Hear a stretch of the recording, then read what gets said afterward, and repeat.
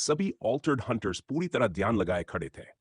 Edward जो भी कह रहा था, हर कोई उसकी बातों को ध्यान से सुन रहा था। स्थिति पहले से ही असामान्य थी, इसलिए हर कोई उसकी अगली बात का इंतजार कर रहा था। हमारी दुनिया में ऑल्टर्ड की संख्या हर दिन बढ़ रही है, एडवर्ड ने जोर से कहा। साइंटिस्ट्स और रिसर्चर्स लगातार नए तरीके खोज रहे हैं जिनसे और ज्यादा ऑल्टर्ड बनाए जा सके, और ये ट्रेंड रुकने का नाम ही नहीं ले रहा। उसने कमरे में खड़े हजारों हंटर्स की तरफ देखा। मुझे यकीन है कि अब तक आप सभी उस ब्लैक लिक्विड के बारे में सुन चुके होंगे जो लोअर टियर सिटीज में फैल रहा है। आप में से कुछ लोगों ने शायद उस नए तरह के क्रेज्ड ऑल्टर्ड का सामना भी किया होगा जो उसी की वजह से पैदा हुए हैं। कमरे में हल्की फुसफुसाहट फैल गई। स्थिति काफी गंभीर हो चुकी है, एडवर्ड ने आगे कहा। इसीलिए हमने तय किया है कि ऑल्टर्ड हंटर्स की प्रोग्रेस को फास्ट ट्रैक पर डालना होगा। हंटर्स एक दूसरे की तरफ देखने लगे। सबके चेहरे पर उत्सुकता और बेचैनी साफ दिख रही थी।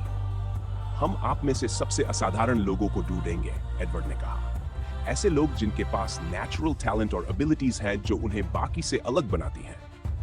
हम उनकी प्रोग्रेस को करीब से मॉनिटर करेंगे ताकि वे भविष्य के ऑल्टर्ड हंटर्स के पिलर्स बन सके। फिर उसने घोषणा की, आज मैंने आप सभी को यहाँ टेस्ट्स और असेसमेंट्स के लिए बुलाया है। चाहे आपके पास कोई स्टार हो या 3 स्टार्स हो, आज आप सबको बराबर माना जाएगा। ये सुनते ही भीड़ में हलचल मच गई। स्टार्स किसी भी ऑल्टर्ड हंटर के लिए सब कुछ होते थे। वही उनकी मेहनत और डेडिकेशन की पहचान थे। तो फिर उनका लीडर उन्हें इतनी आसानी से कैसे नजरअंदाज कर सकता था? एडवर्ड ने हल्का हाथ उठाया। शांत हो जाए। मुझे पता है कि आप सभी अपने स्टार्स पर गर्व करते हैं, और मैं ये नहीं कह रहा कि हम इस सिस्टम को पूरी तरह खत्म कर रहे हैं। असल में टेस्ट्स के अंत में आपको नया इवैल्यूएशन दिया जाएगा। उसकी आवाज गूंज उठी। काफी मेहनत और डेडिकेशन के साथ कोई भी अप्रेंटिस 3 स्टार हंटर बन सकता है, लेकिन अगर आप अपने साथियों से पीछे रह गए या आपने साबित कर दिया कि आप अपने स्टार के लायक नहीं हैं, तो इसके लिए सिर्फ आप खुद जिम्मेदार होंगे। मैं आपको भरोसा दिलाता हूं, यह सब हंटर्स के हित के लिए है। यह आने वाले युद्ध की तैयारी के लिए जरूरी कदम है। कमरे में फिर से हलचल हुई। युद्ध, यह शब्द कई लोगों के लिए नया था। एडवर्ड ने आगे कहा, आने वाले संघर्ष में हमें यह सुनिश्चित करना होगा कि सबसे बेहतरीन लोगों को पूरा सपोर्ट मिले। जो लोग 4 स्टार हंटर बनने के करीब हैं, उन्हें 4 स्टार हंटर्स के साथ ऑपरेटिव असेसमेंट दिया जाएगा और उनके पास 5 स्टार तक पहुंचने का मौका होगा। फिर उसने आखिरी घोषणा की, असेसमेंट्स के बाद आपको आर्मरी से वेपन्स और आर्मर चुनने की अनुमति होगी, आपके नए स्टार ग्रेड के अनुसार। अगर आपका स्टार रैंक गिर भी गया, तो भी हम आपका मौजूदा इक्विपमेंट वापस नहीं लेंगे। उसके चेहरे पर हल्की मुस्कान आई, लेकिन यह जानना कि आप उसके लायक नहीं समझे गए, उम्मीद है कि वही आपके लिए आगे बेहतर करने की मोटिवेशन बनेगा। इन्नू ने कमरे में चारों तरफ नजर दौड़ाई।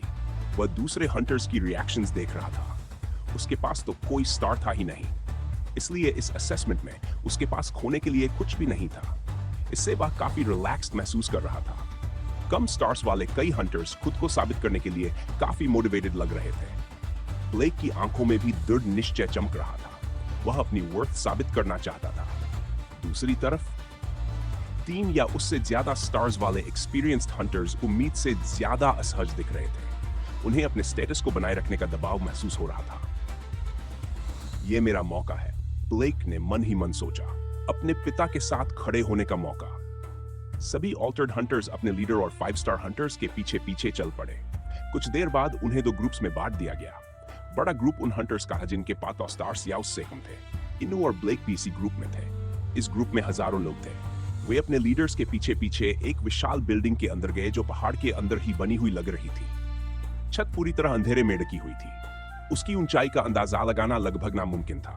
हवा में हल्की नमी जो इस जगह की विशालता का एहसास करा रही थी। इन्नू आगे बढ़ते हुए दीवार को हाथ से छू रहा था। पत्थर की दीवार खुरदुरी थी और उस पर हल्की नमी भी थी। आखिरकार वे एक और बड़े हॉल में पहुंचे। उन्हें वहां फैलकर खड़े होने को कहा गया। दीवारों पर कुछ छोटे लाइट सोर्सेज लगे थे जिससे कम से कम किनारे दिखाई दे रहे थे। फिर भी कई हंटर्स आपस में टकरा रहे थे। इस कमरे में उनके साथ 3 5 स्टार हंटर्स आए थे। फैंग, वही निंजा जैसा हंटर जिससे इन्नू पहले बात कर चुका था। एडवर्ड इस एसोसिएशन का हेड था और एक विशालकाय आदमी जिसकी पीठ इतनी बड़ी थी कि वह बाकी दोनों के बगल में किसी दानव जैसा लग रहा था। सभी लोग, एडवर्ड की आवाज फिर गूंजी, अपने सारे पर्सनल बिलोंगिंग्स अपने सामने जमीन पर रख दो। जो आर्मर या हंटर गियर पहना है वह भी। सबने वैसा ही किया जैसा कहा गया। इनु ने भी अपनी एक्सिस जमीन पर रख दी। उसे एंटी ऑल्टर्ड इक्विपमेंट के बारे में जो पता था उससे उसने अंदाजा लगाया कि यह प्रिकॉशन है ताकि कोई भी अपने वेपन की पावर इस्तेमाल कर सके। ठीक है, एडवर्ड ने कहा, पहले टेस्ट के लिए मैं चाहता हूं कि आप सभी इस पोजीशन में आ जाएं। उसने फांग की तरफ इशारा किया। फांग ने आगे बढ़कर पोजीशन दिखाकर समझाई। यह एक स्क्वाट पोजीशन थी, पैर कंधों जितनी दूरी पर, घुटने मुड़े हुए और शरीर ऐसे जैसे कोई अदृश्य कुर्सी पर बैठा हो। सभी लोग पोजीशन पकड़कर रखो। याद रखो, यह कंपटीशन है, इसलिए इतनी आसानी से हार मत मानना। एडवर्ड ने टेस्ट शुरू होने का इशारा किया। बिना हिचकिचाहट सभी हंटर्स स्क्वाट पोजीशन में आ गए।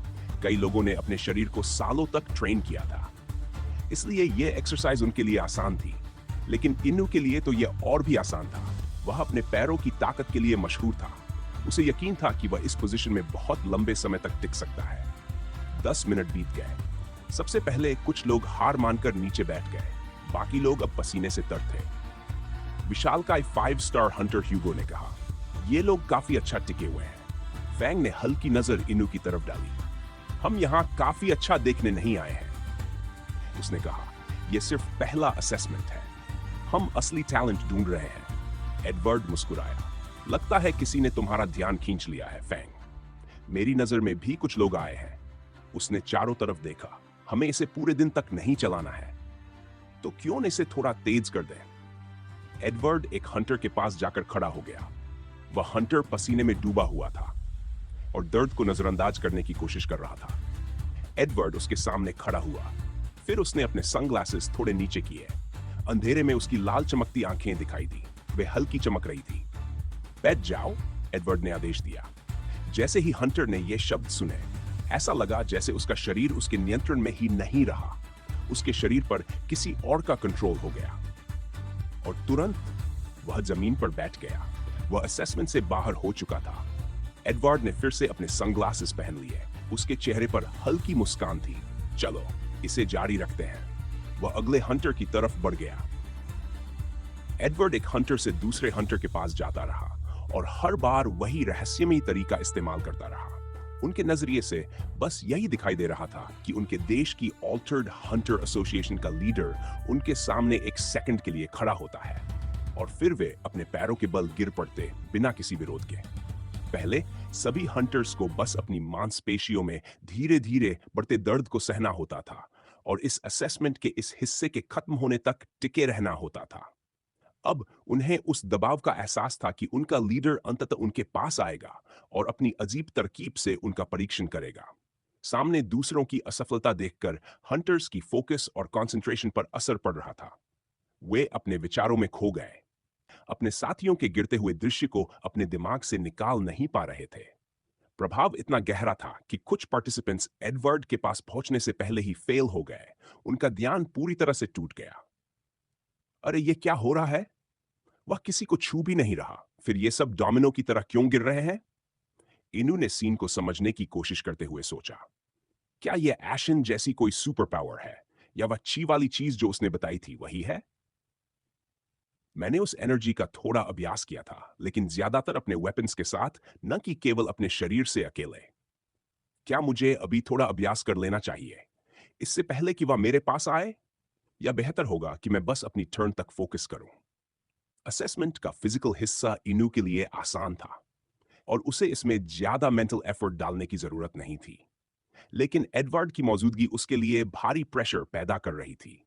इनु एक्शन लेने वाला था, सोचने वाला नहीं, और उसे डर था कि कहीं कोई हिडन ट्रिक हो जो उसे अनकवर करनी पड़े। अगर ऐसा हुआ तो वह पहले ही हर्डल पर फेल हो सकता था। ब्लेक इसके विपरीत स्थिति को शांत मन से असेस करने की कोशिश कर रहा था। अब तक एडवर्ड के सामने आए लगभग हर 10 में से सिर्फ एक ही नहीं गिरा। इसके पीछे कोई वजह जरूर होगी। क्या ये उनकी रैंकिंग की वजह से है? जो लोग पास हुए वे ज्यादातर 3 स्टार हंटर्स हैं, लेकिन कुछ 1 स्टार हंटर्स भी पास हुए हैं और कुछ 2 स्टार हंटर्स फेल भी हुए हैं। ब्लेक ने स्थिति को ध्यान से देखा और शांत रहने की कोशिश की। लगता है कि सिर्फ हर 10 में से एक पार्टिसिपेंट ही एडवर्ड की मूव को रेजिस्ट कर पाता है। उसने ऑब्जर्व किया। इसके पीछे कोई वजह होगी। ज्यादातर पास हुए हंटर्स 3 स्टार हैं, लेकिन कुछ 1 स्टार भी पास हुए और कुछ 2 स्टार फेल हुए। ब्लेक पैटर्न एनालाइज करने और यह समझने की कोशिश कर रहा था कि कुछ सक्सीड क्यों हुए और कुछ फेल क्यों। अगर रैंकिंग डिटर्मिनिंग फैक्टर नहीं है, तो शायद ये कुछ ऐसा है जो हायर स्टार हंटर्स ने पहले एक्सपीरियंस किया होगा। जैसे ही वह संभावनाओं पर पॉन्डर कर रहा था, अंततः उसकी टर्न आ गई और एडवर्ड उसकी ओर बढ़ा। ब्लेक ने कंपोज्ड रहने की कोशिश की और जब उनकी आंखें मिली तो एडवर्ड ने उसे रीअश्योरिंग स्माइल दी। वह मुस्कान पल भर के लिए ब्लेक का नर्व्स कम कर गई और उसने गहरी सांस ली, तैयार होकर सामने आने के लिए। दोनों पहले भी मिल चुके थे, थोड़ी देर बाद भी की थी, और हालांकि एडवर्ड जानता था कि उसे किसी तरह का फेवरेटिज्म नहीं दिखाना चाहिए, वह आशा कर रहा था कि ब्लेक उसे डिसअपॉइंट न करे। Try your best. एडवर्ड ने इतना धीरे कहा कि केवल सामने वाला टीनेजर सुन सके और अपने ग्लासेस नीचे खींच लिए। ब्लेक की नजर तुरंत एडवर्ड की तीखी लाल आंखों पर टिक गई और वह उन्हें नहीं हटा पा रहा था। कमरे का अंधेरा उनकी चमक को और बढ़ा रहा था। ऐसा लग रहा था जैसे उसे किसी वोर्टेक्स की ओर खींचा जा रहा हो। लेकिन उसने कोई और सेंसेशन नहीं महसूस की, जब तक कि एडवर्ड ने कुछ स्पेसिफिक वर्ड्स नहीं कहे, जिन्होंने उसके अंदर सडन रिकग्निशन का झटका दिया। सिट। जैसे ही उसने आदेश सुना, ब्लेक ने अपनी टांगों में अजीब सेंसेशन महसूस की। वे उसकी मर्जी के बिना हिलने लगी। मुझसे क्या हो रहा है? क्या यह माइंड कंट्रोल की तरह है? ब्लेक थोड़ा पैनिक करने लगा जब उसने अपनी टांगों को अपने आप हिलते हुए महसूस किया। उसका दिमाग टांगों से कह रहा था कि रुक जाएं, लेकिन वे सुन नहीं रही थी। उसे समझ आ गया कि वह उन सभी के साथ फर्श पर बैठने वाला है। मैं यहां फेल नहीं कर सकता। अपने ट्रेनिंग सेशंस के दौरान डिस्कवर की गई इंटरनल एनर्जी का उपयोग करते हुए ब्लेक ने अपने पेट से वार्मथ महसूस की, जिसे उसने अपनी टांगों तक चैनल किया। चूंकि उसका कॉन्शियस माइंड अपने शरीर पर कंट्रोल खो चुका था, उसने अपनी सारी अटेंशन फोर्सफुली एनर्जी को टांगों में डायरेक्ट करने पर लगाई और खड़े रहने का निर्णय लिया। उसके पैर जमीन में गड़े और उसकी स्थिति मजबूत रही। I had faith in your abilities, you can take a breather now, Edward ने समझदारी भरे स्वर में कहा। अगले ही पल उसने अपने ग्लासेस वापस पहन लिए और ब्लेक ने जैसा कहा गया था वैसा किया और इंटरनल एनर्जी का उपयोग बंद कर दिया। वह इसे अभी तक पूरी तरह मास्टर नहीं कर पाया था और ये एक्सरसाइज से कहीं ज्यादा स्टेमिना ड्रेन कर रही थी। बावजूद इसके उसने कर दिखाया। उसने सफलतापूर्वक पास किया। एडवर्ड के असेसमेंट को पास करने के बाद फैंग ने हर सफल स्टूडेंट से मिलकर उन्हें बताया कि वे अगले राउंड में हैं। हालांकि उन्हें अभी भी कमरे में इंतजार करना पड़ा जब तक कि बाकी सभी स्टूडेंट्स अपना असेसमेंट कंप्लीट ना कर लें। इन्नू, मुझे पता है कि तुम स्ट्रांग और स्किल्ड हो, लेकिन मुझे डर है कि पास होने के लिए तुम्हें सिर्फ फिजिकल स्ट्रेंथ से ज्यादा चाहिए। ब्लेक इनू की चांसेस को लेकर चिंतित था, लेकिन इनू ने ब्लेक को पास होते देखकर और भी डिटरमिन्ड महसूस किया। अगर वह कर सकता है तो मैं भी कर सकता हूं। मैं पीछे नहीं रहूंगा, उसने अपने आप से कहा। फिर भी जब अगले पार्टिसिपेंट्स फेल होने लगे, उसकी कॉन्फिडेंस थोड़ी हिलने लगी। बस अपनी टर्न से पहले एडवर्ड एक पर्टिकुलरली बड़े आदमी के सामने खड़ा हुआ। स्पष्ट था कि उसे एक्सरसाइज में कोई मुश्किल नहीं थी और उसकी बल्जिंग मसल्स ने ऑस्टिन जैसे लोगों को सामान्य बना दिया था। लेकिन जैसे ही एडवर्ड ने उस आदमी की आंखों में देखा, वह फर्श पर बैठ गया। इनू को ब्लिंक करने का भी मौका नहीं मिला। पिछले लोगों के विपरीत इस बार कोई रेजिस्टेंस नहीं थी। वीक माइंडेड 3 स्टार हंटर जैसे उसके लिए यहां फेल होना ही बेहतर है। वे जंप लेने के लिए तैयार नहीं हैं। उन्हें उनकी डिजर्व्ड पोजीशन से ऊपर देना सिर्फ उन्हें जल्दी मौत की ओर भेजने का तरीका है। एडवर्ड ने अपने आप में सोचा और अगले व्यक्ति की तरफ बढ़ा। उसने थोड़ी देर इनू को देखा। यह वही है जिसमें फांग की रुचि थी। देखते हैं क्या उसका इंटरेस्ट इस न्यूबी में जस्टिफाइड है। सिट। आदेश सुनते ही इनू ने ब्लेक जैसा ही सेंसेशन महसूस किया। उसने कल्पना की कि उसके हाथ में एक्स है, लेकिन किसी कारणवश वह ची की शक्ति नहीं निकाल पा रहा था। यह बस काम नहीं कर रहा था और उसका दाहिना घुटना फर्श के और करीब आ रहा था। इनू ऐसा सेंसेशन महसूस कर रहा था जो उसने पहले कभी नहीं महसूस किया था। उसके पैर उसकी सुन नहीं रहे थे। वे अपने आप हिल रहे थे और चाहे उसका दिमाग उन्हें रोकने के लिए कितना भी कहे, वे नहीं रुक रहे थे। यह क्या बकवास है? इनू ने अपने अंदर चिल्लाया। नहीं, मुझे शांत रहना होगा, इसका कोई रास्ता जरूर होगा। आखिरकार ब्लेक पास हो गया और बाकी कई लोग भी। अगर मैं पहले ही टेस्ट में फेल हो गया, तो क्या इसका मतलब यह नहीं कि मैंने जो कुछ भी सीखा, जो दर्द सहा, जो ट्रेनिंग की, सब बेकार हो गया? एडवर्ड देख सकता था कि इनू की बॉटम नीचे की ओर जा रही थी और रेजिस्टेंस का कोई संकेत तक नहीं था। इसका मतलब था कि स्टूडेंट फेल होने वाला था। मैं इसे हारने नहीं दूंगा। इनू ने गिव अप करने से इनकार कर दिया। उसके शरीर में जो दबाव था वह सिर तक उठ रहा था। उसकी गर्दन की नसें उभर आई जब वह टेंस हुआ और वह हवा भी नहीं ले रहा था। अपने शरीर को मजबूर करते हुए उसने अपनी निचली होंठ को काट लिया जब तक कि खून बहने नहीं लगा। साथ ही इनू ने अपने हाथ इतने जोर से बांधे कि उसकी फिंगरनेल्स हथेली में धंस गई। माफ कीजिए, लेकिन मैं आपका आदेश नहीं मान रहा, इनू ने जोर से कहा। उसके पैर सुमो स्टैंस में फैल गए। यह थोड़ा कॉमिक लग रहा था, लेकिन इतना पर्याप्त था कि उसकी बॉटम फर्श को छू न सके। सभी ने उसकी गुस्से वाली चीख सुनी, और जब उन्होंने देखा कि वह अभी भी खड़ा है, तो उनके चेहरे पर मुस्कान फैल गई। दर्द और स्ट्रगल के बावजूद जो उसने झेला, इनू ने चैलेंज पास कर लिया, ऐसे तरीके से जिसे बाकी कोई नहीं कर पाया। अब तक यह स्ट्रगल के हिसाब से अलग अलग लग रहा था। या तो वे ब्लेक की तरह थोड़ा संघर्ष करके इसे पार कर जाते, या कोई रेजिस्टेंस ही नहीं होती। इनू को इस असामान्य तरीके से पास होते देखना सबको अपनी चैलेंज के लिए उम्मीद दे रहा था। एडवर्ड ने अपने ग्लासेस वापस पहन लिए और सामने खड़े इनू को देखा। वह देख सकता था कि उसका खून हाथों से जमीन पर और होंठ से नीचे गिर रहा था। उसने इसे पोंछा भी नहीं था। क्या उसने सिर्फ अपनी इच्छा शक्ति से इन्फ्लुएंस पावर को मात दे दी? एडवर्ड ने सोचा। मैं निश्चित हूं कि उसने इन्फ्लुएंस का लेवल एडजस्ट किया था ताकि कमरे में सभी के लिए संतुलित हो, तो संभव था, लेकिन इतनी ताकत के लिए वह एक स्पेशल है। फिर एडवर्ड इनू के पास गया और उसका कंधा पकड़ लिया। वह पहला हंटर था जिसे उसने ऐसा किया। बधाई हो, तुम पास हो, एडवर्ड ने कहा और उसका हाथ टीनेजर के कंधे पर रखा। इनू ने खुशी का रश महसूस किया, खासकर क्योंकि वह अकेला था जिसे अपने लीडर से इतनी खुली प्रशंसा मिली। खुशी में खोए हुए उसने ये भी नहीं देखा कि दूसरा उसे जल्दी से स्निफ करके पीछे हट गया। यह अब तक का सबसे अजीब टेस्ट था, इन्होंने कहा ब्लेक के पास बैठते हुए। क्या ये सभी 5 स्टार हंटर्स सीखते हैं या कुछ ऐसा है? अपने आप को साफ कर लो, एडवर्ड ने कहा। फैंग का पालन करो और वह तुम्हें पैच अप कर देगा। खून कोई सुंदर दृश्य नहीं है। इनू पास हो गया और उसने ब्लेक के साथ थम्स अप किया। बाकी सभी जिन्होंने पास किया, वे फैंग के पीछे किसी और एरिया में गए। वहां उन्होंने कुछ लोगों को देखा जो हंटर्स जैसे नहीं लग रहे थे। वे अजीब नर्स आउटफिट्स में थे और उनके चेहरे व्हाइट मास्क से ढके थे। दोनों को यह कोइंसिडेंस लग रहा था या नहीं, पर वे सभी महिलाएं थीं। बिना कोई सवाल पूछे उनमें से एक इनू की तरफ बढ़ी और उसे पैच अप करने लगी। कमरा किसी जिम के लॉकर रूम जैसा था। कुछ बेंचेस लोगों के बैठने के लिए रखी हुई थी और वे अन्य लोगों के ज्वाइन होने का इंतजार करते रहे। यह अब तक का सबसे अजीब टेस्ट था, इनू ने कहा ब्लेक के पास बैठते हुए।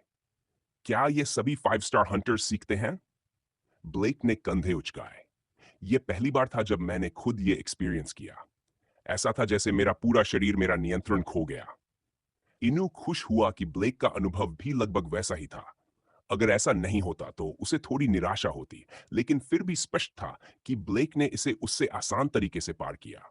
जैसे ही वह और सवाल पूछने वाला था, एक और हंटर उनके पास से गुजरा। ओह, तुम वही हो जो अपनी पूरी आवाज में चिल्ला रहे थे, है ना? हंटर लगभग 20 के दशक में लग रहा था। उसका चेहरा क्लीन था, कोई स्कार या मार्क नहीं, और बाल पीछे की ओर स्वेप्ट और ब्राउन थे। इतने क्लीन चेहरे के साथ इनू को तुरंत काय की याद आई और उसने इंस्टिंक्टिवली डिसाइड किया कि इस आदमी पर ज्यादा भरोसा न करे। अरे हाँ, वह मैं था। असेसमेंट थोड़ा कठिन था, जितना मैंने सोचा था, इनू ने नर्वस लैफ के साथ कहा। कठिन? उस आदमी ने जवाब दिया। मैं यहाँ कंपटीशन देखने आया था, लेकिन अगर तुम्हें यह कठिन लगा तो तुम्हारे लिए कोई उम्मीद नहीं है। ब्लेक, मैं देखना चाहता हूं कि हम दोनों में से कौन बेहतर है। इतने ही शब्दों के बाद वह युवा आदमी चला गया और कुछ और लोगों को भी अनॉय किया। वो जर्क कौन था? इनू ने पूछा। उसका नाम रैड है।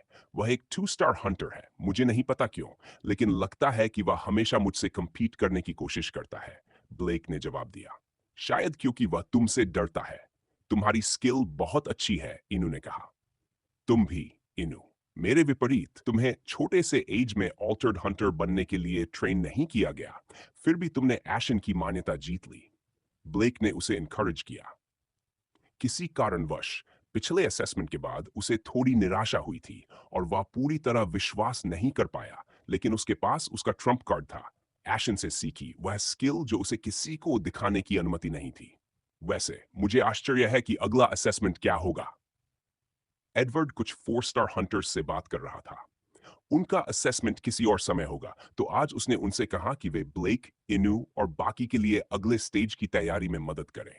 सब समझाने के बाद एडवर्ड ने एक 4 स्टार हंटर को बुलाया ताकि वह प्राइवेटली उनसे बात करे।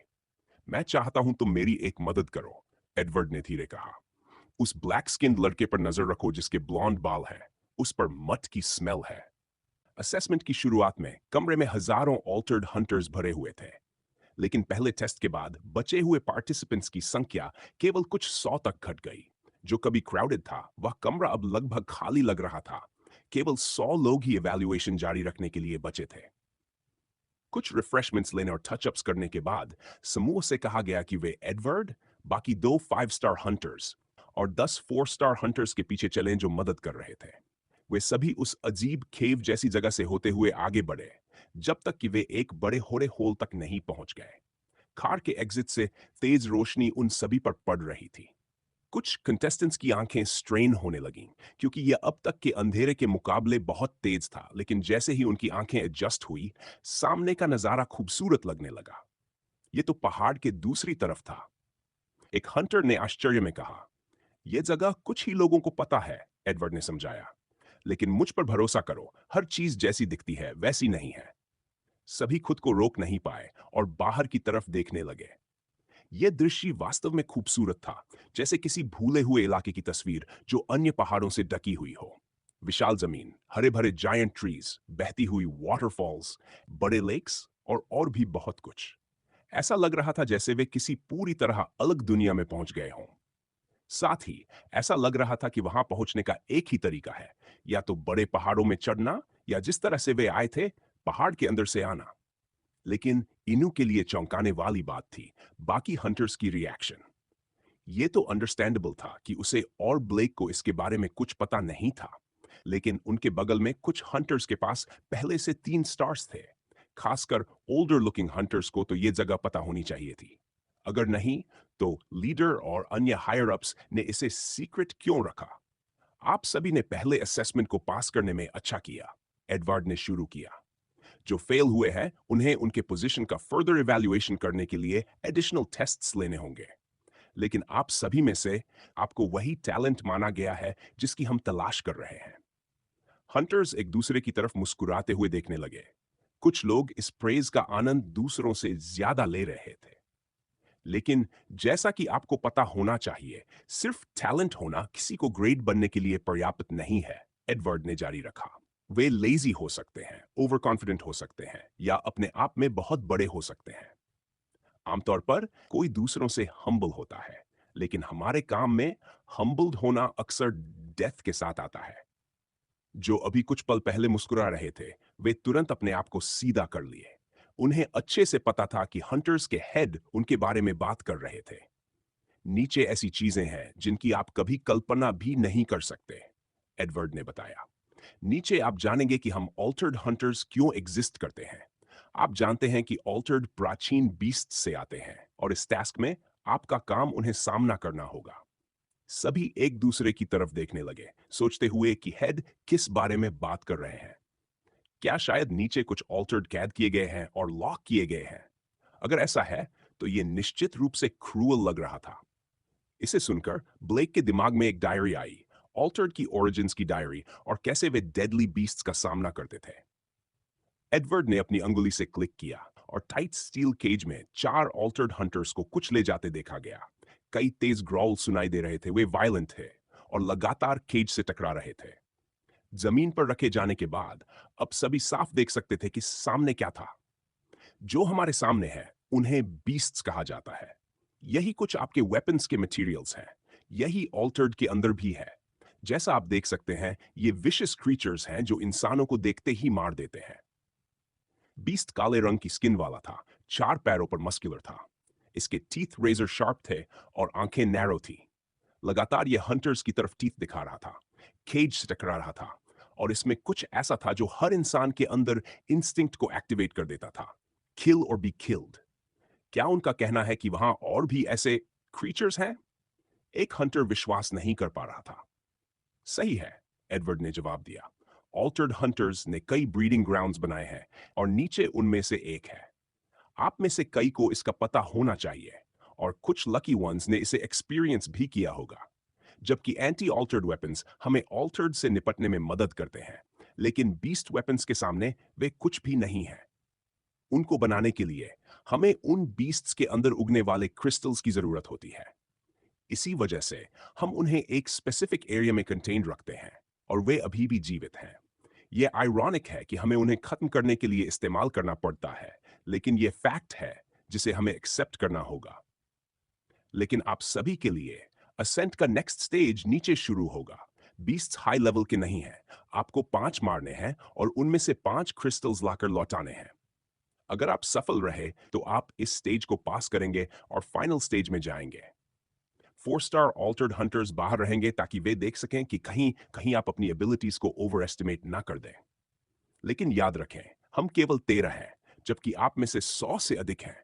भले ही हम स्किलफुल हैं और आपकी जान बचाने की पूरी कोशिश करेंगे, सभी पर नजर रखना इम्पॉसिबल है। इसलिए यह सुनिश्चित करें कि आप यहां अपनी मौत का सामना न करें। अंत में अपनी लाइफ का जिम्मा केवल आप खुद हैं। आपके पास 5 मिनट है तैयारी करने के लिए। अपना इक्विपमेंट लें, जो इस्तेमाल कर सकते हैं उसे इस्तेमाल करें, और हम नीचे उतरेंगे। इनु सोचने लगा कि वह किस तरह की दुनिया में खुद को लाया है। सभी हंटर्स ने अपना आवश्यक इक्विपमेंट पहना और अपने मन को पूरी तरह केंद्रित किया। उनकी निगाहें कैप्टिव बीस्ट पर टिकी हुई थी, हर सप्टल संकेत पर ध्यान देते हुए, जिससे किसी संभावित कमजोर बिंदु का पता चल सके।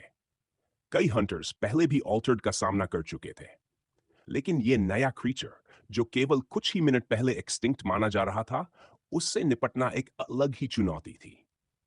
माहौल में अनसर्टेनिटी का एक डिस्टिंक्ट एयर था, जो सभी की निगाहों में साफ झलक रहा था। जिन हंटर्स के पास पर्याप्त इक्विपमेंट नहीं था, उन्हें बेसिक एंटी ऑल्टर्ड इक्विपमेंट दिया गया। एक 4 स्टार हंटर इन्नू के पास आया, लेकिन उसने मना कर दिया क्योंकि उसके पास पहले से ही अपनी लाल एक्सिस थी। जैसे ही उसने बैग से उन्हें निकाला, उनकी अनोखी उपस्थिति ने कई हंटर्स का ध्यान खींचा। यहां तक कि एडवर्ड के आसपास के लोग भी उन्हें देख रहे थे। वो हथियार किसी बेसिक इक्विपमेंट जैसा नहीं लग रहे थे। हर कोई सोच में पड़ गया कि इतने एक्स्ट्रॉर्डिनरी आर्मामेंट्स हासिल करने के लिए किसी को कितना खर्च करना पड़ता होगा। सबसे चौंकाने वाली बात यह थी कि ये फॉर्मिडेबल वेपन्स एक नो स्टार हंटर के पास थे, जिससे सभी पुराने मान्यताओं को तोड़ दिया गया कि रैंक और इक्विपमेंट में कोई डायरेक्ट कोरिलेशन होता है। ठीक है, अब ये दोनों हथियार हाथ में लेने के बाद मैं ज्यादा कंफर्टेबल महसूस कर रहा हूं, इन्होंने मुस्कुराते हुए कहा। यह उसके लिए भी अजीब था, क्योंकि अब तक वह केवल अपने शरीर पर निर्भर रहा था, लेकिन अपनी एक्सिस से एनर्जी निकालने की क्षमता उसे इस असेसमेंट में बड़ी मदद देने वाली थी। इन्नु ने अपने आसपास के हंटर्स की बातचीत सुनी। अभी नीचे उतरने से पहले थोड़ा समय था जिससे वे तैयारी और बातचीत कर सकते थे। तो तुम्हारे हिसाब से इसका सबसे अच्छा तरीका क्या होगा? एक हंटर ने अपने साथी से पूछा। हम में से किसी को भी इनसे निपटने का तरीका पता नहीं है, इसलिए मैं कहता हूं कि इसे ऑल्टर्ड हंटिंग की तरह ट्रीट करें और ग्रुप बनाएं। रूल्स में ऐसा करने से रोक नहीं है, और इससे सभी के लिए सुरक्षित रहेगा। ज्यादातर हंटर्स इस अप्रोच से सहमत लग रहे थे। कुछ सेकंड में ही छोटे छोटे ग्रुप्स बन गए। स्ट्रॉन्ग 3 स्टार हंटर्स 2 या 3 के पेयर में हो गए, जबकि वीकर हंटर्स 5 या उससे अधिक के ग्रुप में आए। कई लोग अकेले रहने का फैसला कर रहे थे। उनमें से एक रैड था जिसने इनु को एक कंसीटेड नजर से देखा। शायद तुम अकेले हो, क्योंकि कोई भी ऐसे स्टकअप इंसान के साथ काम नहीं करना चाहता, इनु ने सोचा। इनु ने ब्लेक की तरफ देखा, कोलैबोरेशन के बारे में सोचा, लेकिन जल्दी ही स्पष्ट हो गया कि ब्लेक अपनी प्रेपरेशंस में पूरी तरह इमर्स था। इनू को महसूस हुआ कि ब्लेक इस पल को अपनी मेहनत और क्षमता दिखाने के लिए इंडिपेंडेंट रूप से सीज करना चाहता है और उसने उसका सम्मान किया। बिना शब्दों के दोनों ने एक दूसरे को साइलेंट वेल विशेस दिए। हर कोई अपनी टर्म्स पर चैलेंजेस का सामना करने के लिए तैयार था, यह साबित करने के लिए कि वे इस जगह के योग्य है। एक समस्या है। एक हंटर ने अचानक महसूस किया, अगर कोई 5 बीस्ट्स मार देता है तो उसे तुरंत वापस लौटना होगा बिना किसी की मदद किए। इसलिए बड़े ग्रुप में होने के बावजूद अंत में हमें किसी एक बीस्ट को खुद ही मारना होगा। ठीक है, एडवर्ड ने हाथ थपथपाकर सिग्नल दिया कि समय खत्म। असेसमेंट अब शुरू होगा। केज का टॉप उठाया गया और फियर्स बीस्ट सभी की तरफ दौड़ पड़ा। यह अचानक हुआ और किसी ने भी इतनी अग्रेसिव क्रीचर से पहले सामना नहीं किया था। बीस्ट तुरंत कूदकर एक हंटर पर गिरा। उसका भारी वजन और ताकत उस हंटर को दबा दिया और तेज टीथ से उसके फोरआर्म में काट लिया, जिससे वेपन गिर गया। हेल्प, कोई मेरी मदद करो, हंटर ने चिल्लाया। एक टीममेट दौड़ा, लेकिन बीस्ट की क्लॉ से उसे स्टमक में मारते ही वह दूर जा गिरा। यह देखकर बाकी हंटर्स को समझ में आया कि बीस्ट उनकी अपेक्षा से ज्यादा स्ट्रांग था। अक्सर जब हंटर्स ऑल्टर्ड से लड़ते थे, वह सरप्राइज अटैक्स और ग्रुप्स में होता था, लेकिन यह लड़ाई पूरी तरह अलग थी। कोई भी बीस्ट के पास जाने की हिम्मत नहीं कर रहा था। ऐसा लग रहा था कि एक 4 स्टार हंटर को इंटरवीन करना पड़ेगा। आह, हेल्प! ट्रैप्ड हंटर ने चिल्लाया क्योंकि बीस्ट के टीथ उसके आर्मर और फ्लैश को चीर रहे थे। संघर्ष रुक गया और स्टूडेंट्स फेस ब्लड से भरा हुआ था। बीस्ट को देखकर ऐसा लग रहा था जैसे उसकी उसकी गर्दन में शार्प सोर्ड घुसा हो। सोर्ड निकालकर ब्लेक ने बीस्ट को किक किया और बॉडी साइड में गिरा दी। ब्लैक सोर्ड उसके हाथ में खून से सनी हुई थी। उसने बीस्ट की हाइड को आसानी से काट दिया। यह वेपन की वजह से नहीं था। जैसे मैंने सोचा था, वह अपनी ताकत पर पूरा कंट्रोल रखता है। मैं जानता था कि वह स्पेशल है, एडवर्ड ने इनवर्डली मुस्कुराते हुए सोचा। बाकी हंटर्स डर के मारे फ्रोजन थे, लेकिन वास्तव में एक्शन लेने वाला केवल ब्लेक था। कुछ जेलस भी हुए। बीस्ट को इतनी आसानी से डिफीट होते देखकर उन्होंने सोचा कि वे भी आकर ऐसा कर सकते थे। बीस्ट की तरफ देखते हुए ब्लेक ने कुछ नोट किया। एक और व्यक्ति उसकी तरफ बढ़ रहा था। यह वहां क्या कर रहा है? ब्लेक ने सोचा। स्टूडेंट ने बीस्ट के सिर के पास से लाल एक्स निकाली और मुस्कुराते हुए उसे पकड़ लिया। इस असेसमेंट का पहला पॉइंट जाता है हमारे अप्रेंटिस हंटर को, फैंग ने घोषणा की, इनू की तरफ इशारा करते हुए। जब ब्लेक ने वो लाल एक्स देखा तो उसे पक्का यकीन हो गया कि ये इनू का ही है। इसकी फेमिलियरिटी इतनी अलग थी कि ये किसी और की हो ही नहीं सकती थी। लेकिन सवाल दिमाग में घूम रहा था, इनू ने इसे कब फेंका? असल में ब्लेक को यह पता नहीं था कि उसी समय कोई और भी मूव कर रहा था।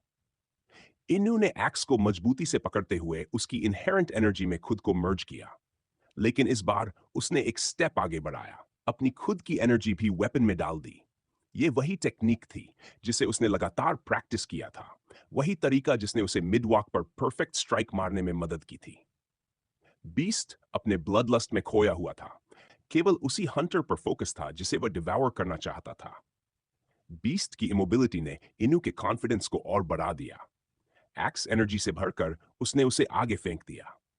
वेपन हवा में उड़ती हुई मोशनलेस हंटर्स के बीच से गई, जो बीस्ट की रॉ फेरोसिटी देखकर फ्रोजन थे। इस पूरी घटना को नोटिस करने वाला सिर्फ फैंग था, और वो भी सिर्फ इसलिए क्योंकि उसने एशन के स्टूडेंट बनने के बाद इनू पर एक्स्ट्रा ध्यान दिया था। इसी समय ब्लेक ने सोर्ड उठाई बीस्ट की नेक के पीछे थ्रस्ट करने के लिए, लेकिन एक्स पहले ही बीस्ट के सिर के साइड में घुस चुका था, ब्रेन तक पहुंचते हुए। दोनों में से इनू का अटैक फास्टर था और फैंग ने इसे उसका क्रेडिट दिया। यह समझ में नहीं आता, रैड ने कहा, स्पीयर हाथ में पकड़ते हुए। पिछली असेसमेंट में इतना स्ट्रगल किया था और अब यह कर रहा है। शायद उसने बस एक्स स्विंग किया और प्रे किया। लगता है यह टेस्ट का असली पार्ट यही है, अगर हिम्मत है तो फाइट करो। हम सराउंडेड हैं, यहां लगभग 6 हैं। लगता है हमें सूंघ सकते हैं। हम उन्हें हंट नहीं कर रहे, ये हमें हंट कर रहे हैं। तुम सब यहां क्यों खड़े हो? एडवर्ड ने चिल्लाया और बाकी हंटर्स को उनकी स्टूपर से जगाया। पहले हंटर ने पॉइंट ले लिया।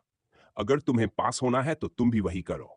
हंटर्स अब भी नर्वस थे, शायद पहले से भी ज्यादा, क्योंकि उन्होंने बीस्ट की अग्रेशन देखी थी। ऑल्टर्ड से फाइट करने का कॉन्फिडेंस सब हवा हो गया। एक वाइंडिंग पैथ माउंटेन से नीचे स्पेशल जगह तक जाती थी। फास्ट वॉकिंग पेस पर पहुंचने में करीब 30 मिनट लगते। अधिकतर ग्रुप्स में जंगल की तरफ बढ़े और 4 स्टार हंटर्स ने दूरी बनाए रखकर उनका पीछा किया ताकि कैजुअल्टीज कम हो। ग्रुप्स को जल्दी ही जंगल में पहला बीस्ट मिल गया। करेज ग्रुप्स में था, लेकिन पिछली घटना के बाद वह डिसअपियर हो गया। मेरी बॉडी क्यों इतनी शेक कर रही है? मैंने कुछ ऑल्टर्ड मार दिए हैं। ये कोई प्रॉब्लम नहीं होना चाहिए, एक हंटर ने खुद से कहा, शेक रोकने की कोशिश करते हुए। उनका ग्रुप अभी भी लकी माना जा सकता था, क्योंकि अन्य ग्रुप्स बीस्ट्स के लार्जर ग्रुप से भिड़ रहे थे और सभी बीस्ट्स केज वाले जैसे नहीं थे। हम सराउंडेड हैं, यहाँ लगभग 6 है। लगता है हमें सूंघ सकते हैं। हम हंट नहीं कर रहे, ये हंट कर रहे हैं। एक ग्रुप में 5 ऑल्टर्ड हंटर्स थे, जिनके चारों ओर मंकी और वुल्फ लाइक बीस्ट्स थे। बीस्ट्स साइमल्टेनियसली अटैक कर रहे थे। हंटर्स ने फाइट किया, लेकिन यूजुअल वे में नहीं। उनके मूवमेंट स्लगिश थे और माइंड्स हेजिटेंट थे। अंततः बीस्ट्स जीत रहे थे। ज्यादातर हंटर्स पहले क्लैश में घायल हो गए, आर्मर कट और रिप्ड, बेयरली खड़े रह पा रहे थे। वुल्फ लाइक बीस्ट फिर से चार्ज किया, जब तक एक मैस्क्ड हंटर ने स्वॉर्ड स्विंग किया और बीस्ट की नेक स्लाइस कर दी, एक ही ब्लो में। अब मैं इन्वॉल्व हो गया हूं। तुम्हें पता होना चाहिए कि तुम सब फेल हो गए, हंटर ने बताया। फिर उसने बीस्ट्स को एक एक करके खत्म किया, बाकी सभी ऑ में थे। स्वॉर्ड शीथ में रखकर वह उनके पास आया। तुम सब ने ऑल्टर्ड से लड़ाई की है, तो फिजिकली वीकर बीस्ट्स को मारना कोई बड़ी प्रॉब्लम नहीं होना चाहिए था। तुम आसानी से ग्रुप की ताकत से जीत सकते थे। क्या? यह सच नहीं हो सकता, एक हंटर ने डिसबिलीफ में कहा। इस पॉइंट पर मैं क्यों झूठ बोलूं? असली टेस्ट यह नहीं है कि तुम 5 बीस्ट्स डिफीट कर सकते हो या नहीं। असली टेस्ट यह है कि तुम इन बीस्ट्स की ब्लड लस्ट को ओवरकम कर सकते हो या नहीं। कुछ ऑल्टर्ड भी उतनी ब्लड लस्ट इमिट कर सकते हैं, इसलिए ये इंपॉर्टेंट स्टेप है। हंटर्स का टास्क था ओवरवेलमिंग ब्लड लस्ट को फेस करना। कुछ already higher blood lust overcome कर चुके थे, उनके लिए ये आसान था। 2 मोर और मैं डन, ब्लेक ने सोचा। मैं इनू से फास्टर हूं या नहीं? इनू अभी अभी अपना दूसरा बीस्ट मार चुका था, टोटल 2 पॉइंट्स। वह रिवर के पास था और पास में large rock bed. Beast bloody पड़ा था, साथ में उसका एक्स। जंगल में ट्री पर दूर से एक हंटर ध्यान से उसे देख रहा था। अगर वह वेयरवुल्फ के पास रहा है या देखा है, तो ये बीस्ट्स उसके लिए कोई चीज नहीं होंगे। उसका कनेक्शन क्या है? हंटर ने सोचा। इनू ने सिर घुमाया, ट्री से रसलिंग सुनी और दोनों एक्सेस डिफेंसिव स्टैंस में उठाए। देखो किससे मैं टकराया, रैड ने बड़े स्माइल के साथ कहा। मैं सच में तुम्हारे फ्रेंड को ढूंढ रहा था, लेकिन लगता है तुम्हें करना पड़ेगा। मैं इंतजार नहीं कर सकता उसका फेस देखने के लिए जब पता चले कि उसका फ्रेंड फेल हो गया। मैं बस हंटर्स ज्वाइन करना चाहता था, लेवेंडर बीस्ट से फाइट कर रहा हूं और अब मुझे इस साइको से डील करना पड़ेगा। इन्होंने साई किया, समझते हुए रैड से लड़ाई के बिना बाहर निकलना इम्पॉसिबल है। क्या तुम वाकई ये करना चाहते हो? इन्होंने दोनों एक्सिस हाथों में पकड़ते हुए फाइटिंग स्टैंस में खुद को तैयार किया। क्या बेहतर नहीं होगा कि तुम सिर्फ क्रिस्टल्स पर ध्यान दो, जैसे ओरिजिनल टास्क था? रैड ने हंसते हुए स्पीयर हाथ में पकड़ा। यह कोई बेसिक एंटी ऑल्टर्ड इक्विपमेंट नहीं था जो हल्की बिजली छोड़ता, बल्कि यह भी, जैसे इनू के एक्सिस, बीस्ट से ही बना लगता था। स्पीयर का रंग फीका सफेद था, जैसे हड्डी का, और कई हिस्से ब्राउन वूली जैसी चीज में लिपटे हुए थे। इसकी नुकीली टिप भी दांत जैसी लग रही थी और स्पीयर थोड़ी सी कर्ल भी कर रहा था। इस असेसमेंट के लिए कोई समय सीमा नहीं है, रैड ने जवाब दिया। जब तक मैं लड़ सकता हूं, सब ठीक रहेगा, और रूल्स के खिलाफ कुछ नहीं है अगर हम एक दूसरे से लड़ें। फिर रैड ने स्पीयर को अपनी बांह के नीचे रखा और उसे आगे की ओर पॉइंट किया। एक लीप में उसने 10 मीटर की दूरी कवर की, लेकिन इनू अभी भी तैयार था। उसने एक्स में एनर्जी फ्लो कराई और एक साइड स्टेप लेते हुए उसे अवॉइड किया। फिर उसने जोरदार स्विंग किया, स्पीयर को साइड से लगा दिया। यह ब्लो भारी था, रैड की उम्मीद से कहीं ज्यादा। उसका पूरा शरीर स्पीयर के साथ साइड में खिसक गया। रैड ने स्पीयर को स्वीपिंग मोशन में स्विंग किया, लेकिन इनू ने पूरे स्पीयर को जंप करके अवॉइड कर लिया। जैसे ही उसके पैर जमीन पर लैंड हुए, इनू का अगला मूव आया। दोनों के चेहरे आमने सामने थे। अगर ये एक्स मुझ पर लगे तो मैं खत्म, रैड ने सोचा, आंखें शार्प एज पर टिकी हुई। लेकिन एक्स नीचे नहीं आया। इसके बजाय इनू ने अपना शार्प एल्बो स्वाइप किया और रैड के राइट चीक पर लगा दिया। उसका सिर टकराया और विजन थोड़ी ब्लर हो गई। जैसे ही रैड फिर से देख सका, सामने उसका पैर देखा। इनू का हाई किक सीधे उसके नोज पर लगा और पूरा पीछे गिर गया। ये सारे हिट्स, ये सच में दर्द देते हैं, रैड ने सोचा। लेकिन पहले भी मैं बुरी तरह हिट हुआ हूं। मुझे बस फाइट करना है और निकल जाना है। ये पर्सन जिसका कोई स्टार नहीं है, वो ऑल्टर्ड से ज्यादा मजबूत नहीं हो सकता। ये इम्पॉसिबल है। एक पैर से ग्राउंड पुश करते हुए रैड ने स्लाइड किया और स्पीयर से खुद को सपोर्ट दे उठने की कोशिश की। उसने नोज से ब्लड साफ किया और इनू पर फिर से नजर डाली। तुम मेरे सोचने से ज्यादा रेजिलियंट हो, इनू ने कहा, लेकिन तुम उतने अच्छे भी नहीं हो जितना मैं सोच रहा था। दोनों रेड एक्सिस को इनू ने जमीन में घुसील दिया, तेज एज ऊपर की ओर। मैं सिर्फ अपने बॉडी से तुम्हें हरा सकता हूं, उसने कहा। रैड का चेहरा गर्म हो गया और उसने स्पीयर लेकर फिर चार्ज किया। अगर तुम मुझे ऐसे फूल समझते हो तो तुम्हें अपनी लाइफ से पे करना पड़ेगा। रैड जैसे ही पास आया, स्टैबिंग मोशन स्वीपिंग में बदल गई। स्पीयर सीधे इनू की साइड की ओर गया। लाउड स्नैप हुआ। स्पीयर रिब पर नहीं बल्कि इनू की लेग पर लगा। डिफेंसिव मोशन में इनू ने लेग उठाई, इसलिए स्पीयर शिन पर लगी। तुम ऐसे हिट कैसे सह सकते हो? क्या तुम्हारी लेग लोहे की है? इनू ने फिर से फाइट शुरू किया। हर बार स्पीयर आया वह अवॉइड कर लेता। अगर बॉडी हिट होने वाली थी तो फोर आर्म्स या लेग से ब्लॉक करता और आगे बढ़ता। तुम्हें पता ही नहीं, मैंने अपनी बॉडी को इतना हार्ड बनाने के लिए कितना ट्रेन किया है। तुम्हारे लिए ये मजे का काम हो सकता है, लेकिन मेरे लिए ये फैमिली और ऑर्फनेज के लिए खाना कमाने का तरीका था। रैड के पास पहुंचते हुए इनू ने सीधे स्टमक में पंच मारा। रैड अभी भी वेपन पकड़ रहा था और ब्लॉक नहीं कर सका। हमेशा स्पीयर से लड़ने वाला अब हेल्पलेस था। हिट के साथ रैड का बॉडी फॉरवर्ड झुका और हेड नीचे गया। इनू ने नी मारी, परफेक्ट हिट। रैड हवा में और फिर बैक पर गिरा। मैंने हाल ही में बहुत कुछ एक्सपीरियंस किया है, इनू ने कहा, रैड की तरफ देखते हुए जिसकी आईज अभी भी इनू पर टिकी हुई थीं। मैं तुम्हारी आंखों में वो लुक पहचानता हूं। अभी अगर मैंने कुछ नहीं किया तो तुम वापस आकर और बड़ा प्रॉब्लम बन जाओगे। मुझे तुम्हें अभी खत्म करना होगा। इनू ने लेग ऊपर उठाई, ऑलमोस्ट हेड तक, और हील से जोर से रैड के सिर की तरफ स्विंग किया। लेकिन लेग अचानक दी गई, रेजिस्टेंस लगभग नहीं था। इनू ने देखा, इसे रोका था 4 स्टार हंटर हेल्पर ने। मुझे डर है, मैं इसे होने नहीं दे सकता, वह कहता हुआ ब्लैक मास्क पहनकर खड़ा था। पर इनू ने शायद देखा कि उसकी आंखों में हल्की चमक थी। इनू ने अपना पैर एग्जामिनर से हटा लिया। उसे कुछ हद तक ये एक्सपेक्टेड था। इस जगह पर चाहे ऑल्टर्ड हंटर्स की संख्या काफी लगती थी, असल में उनमें से बहुत कम ही ऐसे थे जो इस रोल को उठाने को तैयार होते, और उनके मेंबर्स का लॉस उनके लिए बड़ा झटका होता। इनू बस ये उम्मीद कर सकता था कि अगर उसने ये किया तो रैड पीछे हट जाएगा। वरना अगर ये फिर हुआ और ऑल्टर्ड हंटर्स की प्रोटेक्शन के बाहर, तो परिणाम शायद बिल्कुल अलग होता। ये 4 स्टार ऑल्टर्ड हंटर्स कोई आम लोग नहीं है, इनू ने सोचा। उसने मेरी किक को रोक दिया और ऑलमोस्ट कोई गिव नहीं था। ये तो एक्सपेक्टेड था। ये लोग एशन के जस्ट एक स्टेप नीचे हैं। शायद एशन भी ऐसा कर सकता। अगर मैं ऑल्टर्ड हंटर ग्रुप में ऐसे ही रहूं, तो क्या मेरी ताकत उनके लेवल तक पहुंच सकती है? इनू ने रैड की तरफ देखा। कुछ ही मोमेंट्स में रैड फिर से खड़ा हो गया। उसके इंजरीज गंभीर नहीं दिख रहे थे। मैं तुम्हारे ऊपर छोड़ दूंगा। ये तुम्हारा डिसीजन है। तुम चाहे तो असेसमेंट छोड़ दो या फिर इसी कंडीशन में कंटिन्यू करो, 4 स्टार हंटर ने समझाया।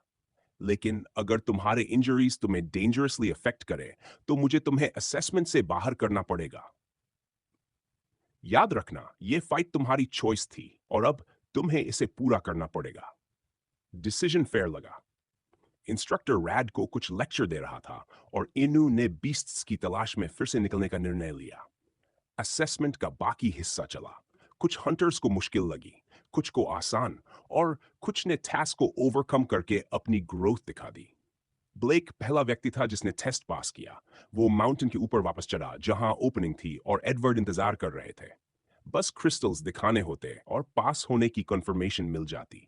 जो स्टूडेंट्स फेल हुए उन्हें आगे ले जाकर बाकी ऑल्टर्ड हंटर्स के पास लाया गया। तुमने अच्छा किया। मुझे यकीन है तुम्हारे पिता गर्वित होंगे, एडवर्ड ने कहा। टाइम लगातार बीत रहा था। स्टूडेंट्स धीरे धीरे टावर एरिया चढ़ रहे थे। ब्लेक को यह देखकर सरप्राइज हुआ कि अब तक कुछ लोग आए थे, लेकिन इनू नहीं। असेसमेंट में उसे कुछ हुआ क्या? नहीं, ये पॉसिबल नहीं है। ब्लेक ने सोचा, मैं उसकी स्किल लेवल जानता हूं, उसे बीस्ट्स को मारने में कोई प्रॉब्लम नहीं होनी चाहिए। उसने इंतजार किया। 5 और स्टूडेंट्स ऊपर आए और फिर पीछे लाल एक्सिस लिए इनू दिखाई दिया। ये क्या फेस है तुम्हारा? क्या सच में सोचा था कि तुम्हारा अप्रेंटिस फेल होगा? इनू ने क्रिस्टल्स एडवर्ड को देते हुए कहा। एडवर्ड को भी ये रिजल्ट एक्सपेक्टेड था। उसने उसकी प्रेजेंस से एक खास स्मेल महसूस की थी और अब वो रिपोर्ट सुनने के लिए इंतजार नहीं कर पा रहे थे। ब्लेक के पास खड़े होकर अब सभी को इंतजार करना था कि बाकी पास होंगे या फेल। सरप्राइजिंगली या अनसरप्राइजिंगली पूरा एक दिन बीत चुका था। ग्रुप को खाना दिया गया जबकि कुछ अभी भी फाइट कर रहे थे। कुछ हंटर्स बड़े इंजरीज के साथ लौटे और तुरंत हॉस्पिटल लाइक एरिया में ले जाया गया। अंततः 21 स्टूडेंट्स टेस्ट पास करने में सफल रहे। क्या ये सब है? एक हंटर ने पूछा। नहीं, तुम्हारे में से एक और बचा है, एडवर्ड ने जवाब दिया। बाकी सब सरप्राइज हुए क्योंकि हंटर्स एडवर्ड से काफी दूर थे। क्वेश्चन पूछते समय वो अपने फ्रेंड से क्वाइटली बात कर रहे थे, फिर भी एडवर्ड ने सुनकर जवाब दिया। आखिरी स्टूडेंट कौन हो सकता है? इनू को आंसर पता था। उसने सभी को ध्यान से देखा था जो अंदर और बाहर गए। अंत में आखिरी स्टूडेंट स्टेयरकेस से ऊपर आया। यह देखना था कि उसने पास किया या फेल। रिप्ड कपड़े, ब्लडी हाथ और स्पीयर का सहारा लेकर ऊपर आया। ये लो बेवकूफ, रॉक्स ने कहा, वेस्ट बैग से निकालकर एडवर्ड को देते हुए। रैड पास हो गया। अब टोटल 22 स्टूडेंट्स फाइनल असेसमेंट के लिए क्वालिफाई हुए। सूरज उनके पीछे चमक रहा था और एडवर्ड उनके सामने खड़े थे, बाहर की तरफ बैक रखते हुए। तुम सबने अच्छा किया। तुमने वो टैलेंट दिखाया जिसकी हंटर्स एसोसिएशन को जरूरत है, एडवर्ड ने समझाया। इस टास्क को पास करने के बाद नॉन स्टार्स, 1 स्टार और 2 स्टार्स वाले अब 3 स्टार्स पाएंगे। सबके फेसेस पर स्माइल्स ईयर टू ईयर थे। उन्होंने कर दिखाया। ऑलरेडी 3 स्टार वाले लोगों के लिए ये न्यूज कुछ खास नहीं थी, लेकिन वे खुश थे कि उन्होंने खुद को दूसरों से बेहतर साबित किया और उन्हें पता था कि एक असेसमेंट अभी बाकी है। इनाम के तौर पर तुम सब हंटर्स बैरक्स में जाकर जो भी आइटम पसंद हो चुन सकते हो, एडवर्ड ने अनाउंस किया। फाइनल असेसमेंट के लिए, जैसा कि मैंने कहा, तुमने अपने आप को सबसे टैलेंटेड साबित किया है। इसलिए हम चाहते हैं कि तुम सब सीधे हमारे विंग में रहो और मेन ग्रुप के साथ पूरे 1 साल तक स्टे करो। इनू का दिल थोड़ी तेजी से धड़का। उसने ठीक सुना। मेन ग्रुप के साथ रहने का मतलब क्या हाउलर्स और बाकी से दूर रहना था? तीसरे असेसमेंट का फाइनल पार्ट उन 22 हंटर्स के सामने रिवील्ड हुआ जो वहां मौजूद थे, और यह किसी की भी उम्मीद के मुताबिक नहीं था, खासकर इनू के लिए। खबर सुनते ही उसने तुरंत हाथ उठाकर सवाल किया। माफ कीजिए, लेकिन जब आप कहते हैं work directly under the altered hunters, तो इसका मतलब एग्जैक्टली क्या है? इनू ने पूछा। एडवर्ड ने जवाब दिया, जैसा हमने कहा वैसा ही है। हमने असेस किया है कि सभी नए हंटर्स में आप जिन्होंने पास किया है सबसे रिमार्केबल टैलेंट्स रखते हैं आगे बढ़ने के लिए। जब हम आपकी स्किल्स को पॉलिश कर देंगे, आप ऑल्टर्ड हंटर एसोसिएशन के महत्वपूर्ण पिलर्स बन जाएंगे। इस एंडेवर की सिग्निफिकेंस को देखते हुए आपको गाइडेंस के बिना फ्रीली रोम करने देना इम्प्रूडेंट होगा। ऑप्टिमल तरीका यही है कि हम आपको डायरेक्ट गाइडेंस दें ताकि अपनी फुल पोटेंशियल तक पहुंच सकें, एडवर्ड ने एम्फेसिस के साथ कहा। बाकी लोग कंटेंट लग रहे थे, इसे ऑनर समझते हुए कि ऑर्गेनाइजेशन में राइज हो रहे हैं, और उनमें से अधिकांश के फैमिली टाइज भी ऑल्टर्ड हंटर एसोसिएशन से थे। इसलिए इस तरह का अरेंजमेंट उनके लिए कम इम्पैक्ट वाला था। लेकिन इनू का केस बिल्कुल अलग था। तो इसका मतलब है कि आप चाहते हैं कि हम पूरे 1 साल यहां रहें? एडवर्ड ने रीअश्योरिंगली चकल किया और टीनेजर की मिसकंसेप्शन डिसमिस की। आप शायद उन कल्टिवेशन स्टोरीज में थोड़े ज्यादा एनग्रॉस थे। प्रोग्रेस सिग्निफिकेंट केवल इस केव में रहकर नहीं होगी। ईच ऑफ यू को एक सीजन्ड हंटर के साथ पेयर किया जाएगा। उन्होंने कंटिन्यू किया। आप पूरे कंट्री में जर्नी करेंगे, एक बेस से दूसरे बेस तक जाएंगे, एक्टिवली ऑल्टर्ड सिचुएशन एड्रेस करेंगे। आपकी असाइंड मेंटर्स गाइडेंस, ट्रेनिंग और सपोर्ट देंगे ताकि आपकी ग्रोथ फैसिलिटेटिव हो। एडवर्ड ने और बताया, हालांकि 1 साल आपको लंबा लग सकता है, लेकिन मैं अश्योर करता हूं कि यह बहुत जल्दी बीत जाएगा। इस पीरियड के एंड तक एसोसिएशन फेवरेबल पोजीशन में होगी एक्शन लेने के लिए। इनू का हेड थोड़ा स्पिन कर रहा था क्योंकि उसकी वर्स्ट फियर सच हो रही थी।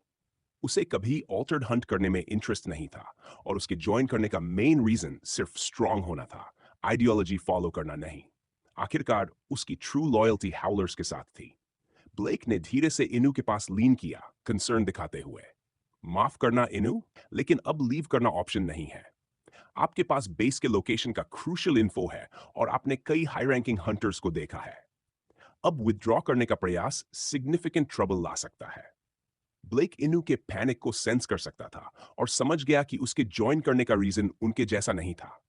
वह नहीं चाहता था कि इनू गलत बोले और अपने सपोज्ड मेंटोर के रूप में रीअश्योरिंग रोल निभाया। क्या हम कम से कम घर जा सकते हैं? इनू ने आखिरकार पूछा। उसका प्रीवियस टोन बदल गया था। अब वह फेवर मांग रहा था। मेरे लोग मेरा इंतजार कर रहे होंगे। अगर मैं अचानक गायब हुआ तो वरीड होंगे। एडवर्ड ने तुरंत रिप्लाई नहीं किया। पहले देखा कि और किसी को सिमिलर इश्यू है या नहीं। उसने देखा कि कुछ पॉन्डर कर रहे थे।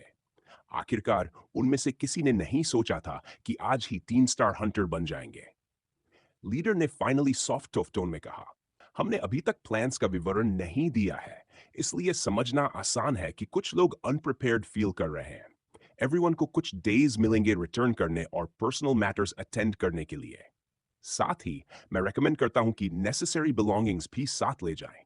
इनू का मन खुश हुआ। फाइनल असेसमेंट टेम्पररली हॉल्ट हो गया था, लेकिन डिपार्चर से पहले सभी बैरक्स की तरफ गए। कोई भी वेपन या आर्मर चूज करना नहीं छोड़ना चाहता था। 3 स्टार इक्विपमेंट अवेलेबल होने की वजह से कई अपग्रेड्स उन्हें मिल सकते थे। ब्लेक वहां था इनू को गाइड करने के लिए और उसने कई आइटम्स रेकमेंड किए जो यूजफुल हो सकते थे, जैसे बेटर आर्मर और हंटर मास्क। हालांकि आर्मर दिखने में सिमिलर था, लेकिन अलग था छोटे डिटेल्स और मटेरियल्स में। इनू टच से महसूस कर सकता था कि जैसे उसकी एक्सिस में एनर्जी थी, वैसे ही आर्मर में भी एक पावर थी जो स्ट्रेंथ इंप्रूव करता था। ब्लेक ने एक और पेयर स्वॉर्ड सिलेक्ट किया, एक ब्लैक और एक पर्पल कलर की, और अपने रेड ब्लेड्स अभी भी रखे। वह 2 साइड में और 2 बैक में रखे, ताकि कभी फाइट में स्पेयर की जरूरत पड़े। मुझे लगता है कि आपकी एक्सिस किसी भी 3 स्टार रूम के वेपन से बेहतर है, ब्लेक ने कमेंट किया। इनू ने वेपन्स एग्जामिन किया और अग्री किया, लेकिन उसने यह भी देखा कि 3 स्टार इक्विपमेंट क्वालिटी में एक्सिस के करीब थी। उसने सोचा कि 4 और 5 स्टार हंटर्स के पास कितनी हाई कैलिबर वेपनरी होगी, ये इंट्रीगिंग था। सब कुछ पिक करने के बाद दोनों बैरक से बाहर निकले और ओरिजिनल एंट्रेंस की तरफ गए। वाओ, अभी भी विश्वास नहीं होता। क्या हम सच में पहले बीस्ट से फाइट किए थे? इनू ने पूछा। मुझे नहीं पता, इसे मैं गाइस को कैसे एक्सप्लेन करूंगा। माफ करना, ब्लेक ने साई किया। मुझे भी नहीं पता था कि ऐसा होगा। यह रिफॉर्म बेसिकली हंटर्स की हिस्ट्री में अनहर्ड है। जब दोनों फाइनली बाहर निकले और लॉन्ग ट्रेल की तरफ जाने ही वाले थे जहां उनका बाइक पार्क था, एक फिगर उनके सामने लैंड कर गया। टर्न करने पर देखा, एक आदमी सनग्लासेस के साथ हेड पर और अनबटन शर्ट में खड़ा था। Edward, sir. ब्लेक तुरंत बो किया और इनू ने फॉलो किया। इसकी जरूरत नहीं। वैसे मैं आपको कलेक्ट करने आया हूं ताकि हम जर्नी स्टार्ट कर सकें। इनू और ब्लेक ने आईब्रोज उठाए। सर, आपने कहा नहीं था कि हम घर जा सकते हैं? ब्लेक ने पूछा। मैंने कहा था, लेकिन मैंने आपके फादर से बात की जो स्कूल मैटर्स का ध्यान रखेंगे। जैसा मैंने कहा, प्रत्येक स्टूडेंट को एक्सपीरियंस्ड हंटर फॉलो करना होगा और आपके केस में वह एक्सपीरियंस्ड हंटर मैं हूं। इनू के लिए अभी तक कोई असाइन नहीं हुआ है, लेकिन क्योंकि आप दोनों एक ही जगह लौट रहे हैं, मैं साथ में आऊंगा। किसी मैटर में मदद कर सकते हैं जिसे आपका फादर हैंडल न कर सके। किसी ने भी रिफ्यूज नहीं किया। ऑल्टर्ड हंटर लीडर का निर्णय फाइनल था और उसने तय किया कि वह स्लफ लौटने में साथ आएंगे। स्लफ के छोटे से शहर में हाउलर्स गैंग फिर से अपनी लगातार गतिविधियों में जुटी हुई थी। वे शहर के चारों ओर काम कर रहे थे, लोगों की मदद कर रहे थे और उनकी सुरक्षा कर रहे थे, और स्थानीय लोगों के बीच अपनी इमेज सुधार रहे थे। यह प्लान खाई ने सेट किया था और यह काफी अच्छे से काम कर रहा था। कुछ हद तक स्लाव में रहने वाले स्थानीय लोग गैरी डेम और हाउलर्स कॉरपोरेशन को ही शहर चलाने वाले के रूप में देखने लगे थे। सामान्य जीवन स्तर में सुधार हो गया था। क्राइम रेट्स कम हुए थे, रोजगार और अन्य शहरों से इमिग्रेशन बढ़ रही थी। ये सब मेयर के वादों में थे, लेकिन इनमें से कोई भी मेयर की वजह से नहीं हुआ था। लेकिन हाउलर्स के कोर मेंबर के लिए मूड थोड़ा गंभीर था। पहली बार लंबे समय बाद सभी core member wolves pool club में थे। खैर सभी नहीं, क्योंकि गैरी पहले ही निकल चुके थे और किसी कारणवश इनू नहीं आया था, जबकि उसे इनवाइट किया गया था। ये लड़का इन दिनों क्या कर रहा है? ऑस्टिन ने पूछा। मतलब देखो तो सही, ओलिविया भी यहाँ है। वो इन दिनों ज्यादा आ रही है और हम इनू को दिन ब दिन कम देख रहे हैं। तुम्हें ओलिविया का यहाँ होना पसंद नहीं है या कुछ? काय ने स्मिर्क करते हुए कहा। असली में नहीं, नवी, ऑस्टिन ने जवाब दिया। लेकिन मिडवॉक से मिलने के बाद मुझे लगता है कि वो दोनों में कम बुरा है, और लगता है कि उसने मरी के करीब आना ज्यादा बुरा नहीं है। ओलिविया का मरी के साथ नजदीकी रखना ही वजह थी कि दोनों अक्सर साथ दिख रही थी, और ओलिविया ज्यादा इवेंट्स में आ रही थी। जहां तक गेट टुगेदर का कारण था, सभी थोड़े अजीब महसूस कर रहे थे जब उन्होंने मिडवॉक से मुलाकात की। उन्होंने अपनी बड़ी समस्याओं में से एक हल कर ली थी, लेकिन बाकी बड़ी समस्याएं अभी भी मौजूद थीं। इसी वजह से सभी चाहते थे कि गैरी थोड़ी देर और रुके। इसे समझाना मुश्किल था। हालांकि गैरी ज्यादा कुछ नहीं कर रहे थे और लीडर जैसी जिम्मेदारी नहीं ले रहे थे। सिर्फ उनके होने से ही लोग मोटिवेट महसूस कर रहे थे। शायद इसलिए कि वो हमेशा आगे बढ़ते रहने वाले और कभी आराम न लेने वाले टाइप के थे। फिर भी उन्हें लगता था कि गैरी थोड़ी देर और रुकते, शायद कम से कम अगले फुल मून तक, ताकि वे सुनिश्चित कर सकें कि वाव काम कर गया है। लेकिन वह ऑल्टर्ड एकेडमी लौट चुके थे। वह लंबे समय से बाहर थे और उन्हें वापस जाना था। काम खत्म होने के बाद वह वैसे भी दूसरों के पास लौट आते। बस लोग थोड़े इम्पेशेंट हो रहे थे। क्या तुमने उस दूसरे रिक्वेस्ट के बारे में पता लगाया जो मैंने कहा था? खाई ने पूछा। ऑस्टिन ने अपने ड्रिंक का बड़ा गल्प लिया, तुरंत खत्म किया और फिर गिलास टेबल पर रखा। हम प्रैक्टिकली स्लव के बारे में सब कुछ जानते हैं। हमने सभी मेंबर्स को उसके बारे में पूछताछ करने को कहा। उन्होंने लोकल बिजनेसेस से बात की और हमने कार्ड ट्रांजैक्शंस भी देखे। वहां ऐसा कोई नहीं है जो उस नाम से जाना जाता हो। और हां, मैंने स्कूल वालों से भी पूछा कि क्या उन्होंने कभी इस व्यक्ति के बारे में सुना है। पूरा मामला अजीब है। अगर वह इस टाउन में रहता था तो किसी को उसके बारे में पता होना चाहिए था, है ना? और वो लेटर जो एमी को मिला, हमने पता लगाया कि उसे हैंड डिलीवर्ड किया गया था। मतलब किसी ने पर्सनली किया होगा, शायद वही जिसे तुम ढूंढ रहे हो। जिस व्यक्ति की बात हो रही थी वह गैरी का पिता था। आइडियली खाई चाहता था कि गैरी के लौटने तक कुछ जानकारी मिल जाए, और उन्हें विश्वास करना मुश्किल हो रहा था कि एक आदमी तक नहीं मिल पाया। यूजुअली ऐसे केस में अगर किसी को ढूंढना इतना मुश्किल हो तो इसका मतलब है कि वह खुद को ढूंढना नहीं चाहता। लेकिन क्यों? बस गैरी का पिता कौन है, भाग क्यों रहा है, और किससे और क्यों? स्लफ में एक और व्यक्ति है जिसे हमने अभी तक नहीं पूछा हो, शायद उसे एक सुझाव दिया। ऑस्टिन ने थोड़ी देर सोचा, लेकिन कोई नाम याद नहीं आया। वह ज्यादातर सिचुएशंस में यूजलेस है, लेकिन मुझे लगता है कि यह काम आ सकता है। यूजलेस शब्द सुनते ही किसी का नाम याद आया। मेयर? बिंगो। काय मुस्कुराया और दोनों थोड़ी देर हंसे। मैं मेयर से मिलने जाऊंगा। मुझे यकीन है कि उसे देखकर खुशी होगी। ऑस्टिन को पूरा भरोसा था कि वह मेयर को अकेले ही संभाल सकता है। जो उसे और दूसरों को हैरान कर रहा था वह यह कि पिछले बार से मेयर ने कभी रिटेलिएट नहीं किया। क्या इसलिए कि उसने समझ लिया कि हाउलर्स बेहतर काम कर रहे हैं, या बस समय बिता रहा है? किसी भी तरह काय को लगता था कि वह इतना बड़ा प्रॉब्लम नहीं था, खासकर जबकि वे अपने प्लान के अगले फेज में जा रहे थे। सावधान रहने की जरूरत थी कि ज्यादा दुश्मन न बना लें। अभी उनके पास कुछ दुश्मन थे, जैसे मिडवॉक और बेन क्लोव, लेकिन किसी भी समय अगर हमला करते हुए दुश्मन ने पलटी ली तो ये हाउलर्स के लिए डिजास्टर्स हो सकता था। हमें जितने लोग हाउलर्स के लॉयल हैं उन्हें ढूंढना होगा, और सिर्फ हाउलर्स के लॉयल।